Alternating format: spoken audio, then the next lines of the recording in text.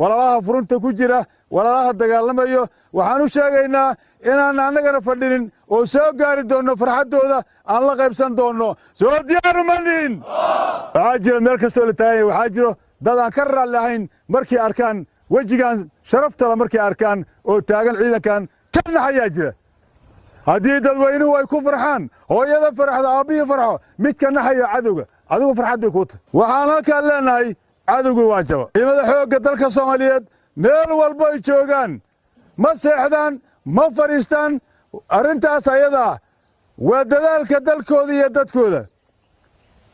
waxaa jira wadada hadda taagan kaankaraha dal kaankara waxaa la cudur in la gooyo ma ogiye aan biskooni iyo waji kale aan lahayn waddankan ay kaankara ku dhex jiro inaan